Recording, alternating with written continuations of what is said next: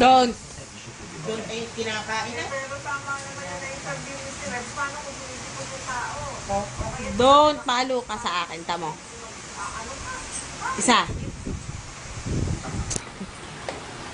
Ang sinasabi ng Pasko sa ito. pwede naman daw silang pumunta sa palikuran, CR, hindi ako dito sila, hindi sila makikita ng tao kasi kapag nakikita ko yung tao na kahit na hindi ako level, parang madidiri ka na, para bang dugit daw tignan, lalo na kung nakakonforme ka. Kasi yan naman daw ay bahagi na rin ng kanilang training bilang police. Pero maganda nga yan, ha? Maraming salamat kayo. Sige, kalilitan.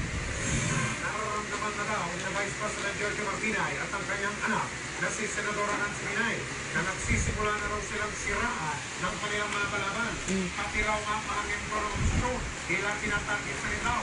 Lahat o mga tiga-oposisyon lamang ang isinasan mo ngayon doon sa kontrobersyal na Fort Barrel scam sa patutok si Jancy sa atin.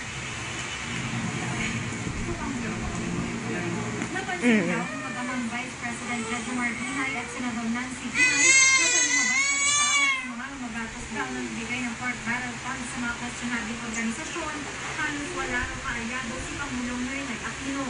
Sa Senado nga, halos puro taga-oposisyon at mga miyembro ng bagong minoryang umununuan ni Senador Juan Ponce Enrile ang ibinagawit. Hindi na malaman ko ito. Bakit naman yung 15 yun, buti kung yung isa, dalawa lang. Dahil 15 yun na hindi nila kakampi. Wala ka, hindi sila yun. Nung nakita ko nga yung pictures, sabi ko, talaga ba kasama na ang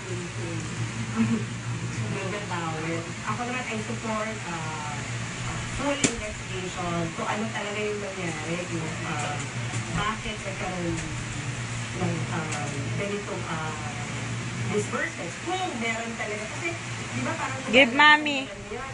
Give. Nate. Parto. Walk. Galing. Walk. Give, mami.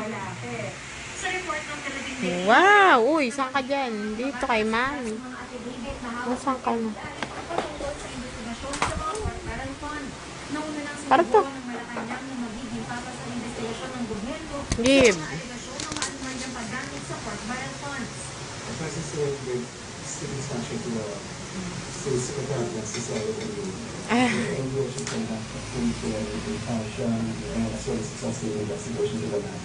Whatever developments that will Bait. release to the public if and when it is finished. Sa pakiramdam daw ng mga Pinay, tila simula na ito ng paninira sa oposisyon. Pagsimulat sa pamilya Apo. nila, dahil nagsabi ni dati pa si Vice President Binay na nagakbo ito sa 2016 presidential elections. Bakit ako sisiraan? Eh, siyempre may dahilan. Yung dahilan, ano yung pagsisimula? Yung pagkakamita ko, wala naman. Di ba may kasabihan na pagka maraming bunga ang tulog? Pero sa kabila ng patutsada, wala namang pinangalanan si Binay ng sinasabi niyang naninira sa kanya. Jan Susante, nakatutok, 24 oras.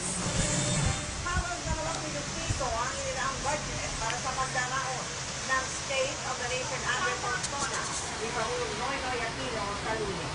Pinakman niya na iba't mga hekya ang naplano para matiyak na maayos ang seguridad. Lalo na may natanggap daw na informasyon ng pulisya na may nagbabalak manong manggulo sa araw ng SONA. Nakatutok si Cherry Angkor. Dahil sigurado ng babaha ng mga VIP sa State of the Nation Address o